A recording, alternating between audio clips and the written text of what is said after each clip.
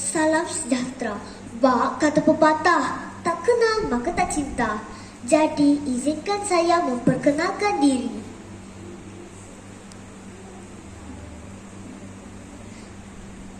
Nama saya Bibeshan anak lelaki Kunasilan dan saya berumur 12 tahun. Saya belajar di Sekolah Kebangsaan Pasir Panjang yang terletak di Pondiksen Negeri Sembilan. Kod sekolah saya ialah NPA 2010. Hobi saya ialah melukis, manakala cita-cita saya pula ingin menjadi seorang jurutera. Di dalam video ini, saya berasa amat teruja untuk berkongsi tentang sebuah buku cerita yang telah saya baca berjudul Kembara Alfie. Di dalam buku cerita ini terdapat banyak isi menarik. Ayuh kita dengarkan. Buku cerita ini ialah hasil karya seorang penulis wanita yang bernama Anis Sabrina. Ia diterbitkan pada tahun 2014 oleh Hartamas. Buku menarik ini mempunyai 80 halaman bercetak dan terdapat 10 bab yang menceritakan penglibatan Alfie dalam pelbagai hal dan peristiwa yang mencabar. Tema utama dalam buku cerita ini menarik perhatian saya kerana iaitu semangat kekeluargaan dalam diri dan nilai persahabatan serta semangat yang tidak pernah mengenal erti putus asa. Jalan cerita mengenai buku cerita ini sangat menarik kerana ia mengisahkan pengembaraan seorang remaja yang bernama Alfie. Beliau menempuhi pelbagai cabaran dalam penerbangan ke Eropah. Kisah bermula. Alfie dan keluarganya tiba di lapangan terbang KLIA.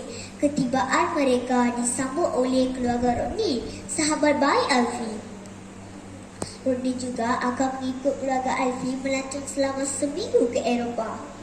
Ayah Alfie mempunyai urusan di sana dan dia mengambil peluang itu untuk membawa keluarganya bersama. Keluarga Alfie tiba di kota London ketika hujan gerimis. Mereka terus ke tempat penginapan yang telah ditempat oleh pihak syarikat ayah Alfie. Mereka melawat ke Museum British dengan menaiki bas khas yang telah disediakan. Museum tersebut antara museum yang tertua dan terbesar di dunia. Koleksi pamerannya meliputi pelbagai zaman dan tamadun terawal. Selepas hampir 3 jam berada di museum itu, para pelancong dibawa pula ke Taman Botani Diraja, taman botani terawal di dunia.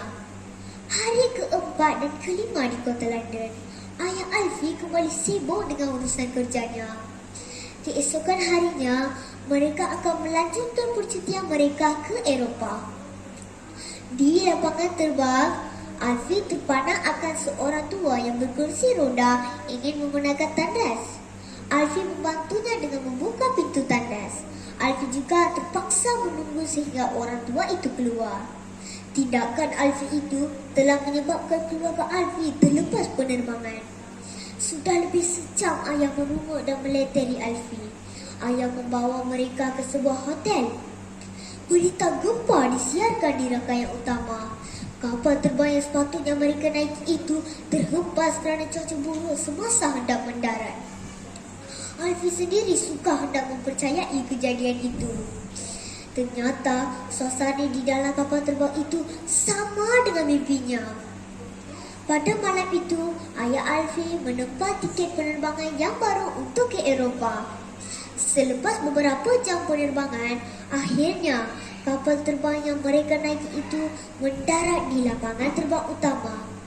Cuaca ketika itu mendung sedikit, tetapi tiada kejadian ribut yang ketara. Semua penumpang melepaskan keluhan lega kerana mereka selamat sampai ke destinasi. Alfie pun begitu juga. Dia berasa bersyukur kerana perjalanan itu hampir berakhir. Pengajaran daripada cerita ini ialah sikap dan peribadi Alfie yang gigih serta berbudi pekerti mulia itu harus dijadikan contoh oleh para remaja.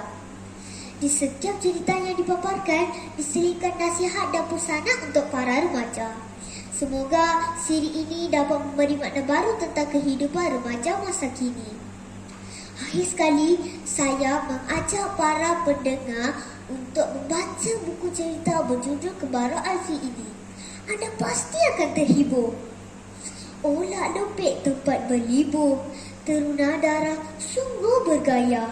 Kalian semua pasti terhibur dengan kisah dan jalan ceritanya. Sekian, terima kasih.